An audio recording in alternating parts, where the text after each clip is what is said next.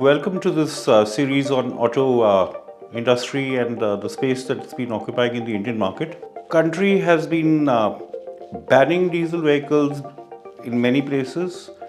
The lifetime has been reduced to 10 years in Delhi and its nearby locations, the suburbs of Gurgaon, Faridabad, Ghaziabad, etc. EVs are facing a similar problem in terms of their capability to run fast. Petrol is stuck in the lower end of the value chain with only the smaller cars selling.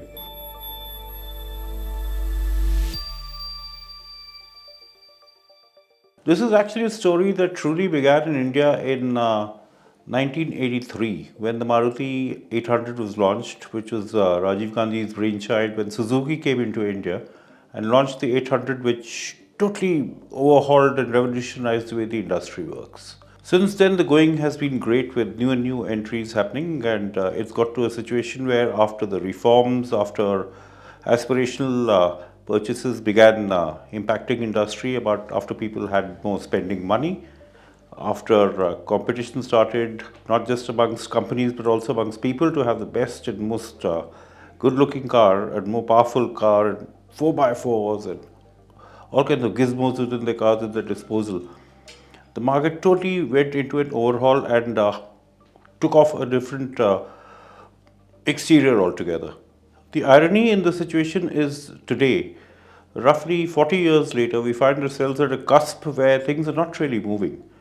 Industry seems to have ground to a halt. Most people attributed this towards the end of Diwali of 2024 to late entry of some models and how the new year would bring in cheer. Today, as we complete roughly 3 months of the new year, nothing much has really changed. In fact, what's really happened is things have gotten moving for the worse.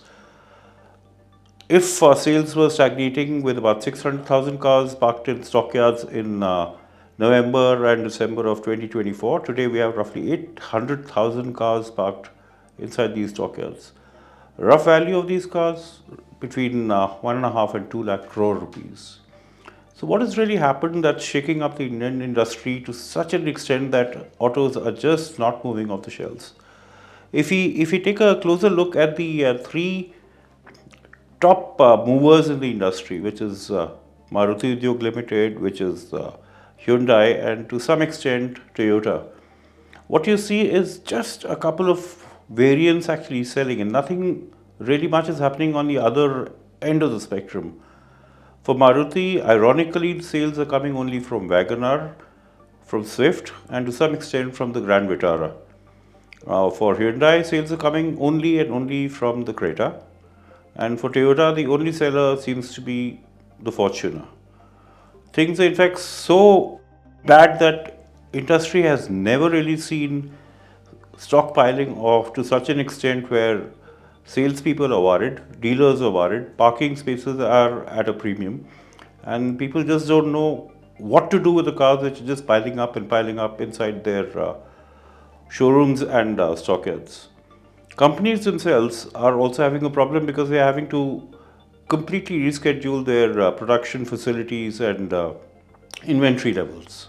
If you look at other companies like Volkswagen, Skoda, if you look at MG Motors, if you look at Renault, if you look at Jeep, they are pretty much on their last legs in India, particularly Volkswagen, which is also facing a huge tax spat with the Indian authorities, where the numbers are mind-boggling to the tune of roughly 14,000 crore rupees is being demanded from them in back taxes, dating all the way back to 2010.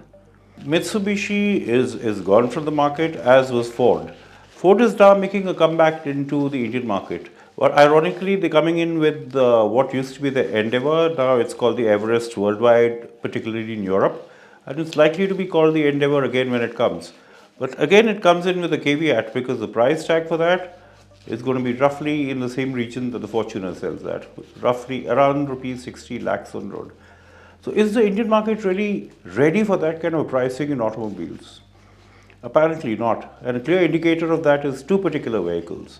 One of them is Skoda, which is selling its Superb, the hottest model that happened to Skoda, the epitome of luxury, which was priced at roughly 55 lakhs, but it was selling at 35 lakhs towards the end of last year, a 20 lakh rupee discount. Similarly, Toyota has been offering discounts of up to 14 to 15 lakh rupees on the Hilux. Again, small cars are selling, small hatchbacks are selling. In fact, the number of cars selling, roughly 80 to 90% of all sales are made up of what is called the small hatchback segment or the small SUV segment, which is non existent anywhere in the world except in India. So this is new nomenclature created by Indian buyers because SUVs are now selling like hotcakes. But mind you, these are small SUVs. So what has really happened? What seems to have happened and hit sales is the fact that incomes have been stagnating for the last many years. Savings have dwindled at alarming rates. Joblessness is at never before highs within the country. The CMI itself has said that disposable incomes are now in negatives. People are actually taking loans to run their houses and their families. At that particular situation in life, people are hardly going to be dishing out money to splurge on automobiles, especially luxury ones. So the ones that have to buy are buying the smaller cars, the aspirational purchases are down. And paradoxically, ironically, that coincides with a time when automobiles are actually coming up with their hottest ever offerings in the Indian market. You talk about ADAS, managed cruise controls, you talked about hybrid vehicles, you talked about all-wheel drive vehicles, you talk about companies which have passed crash tests both in the US and in Europe and in India.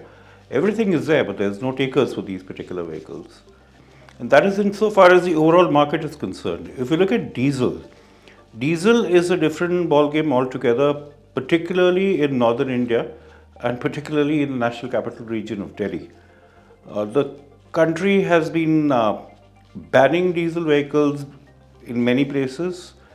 The lifetime has been reduced to 10 years in Delhi and its nearby locations, the suburbs of Gurgaon, Faridabad, Ghaziabad, etc.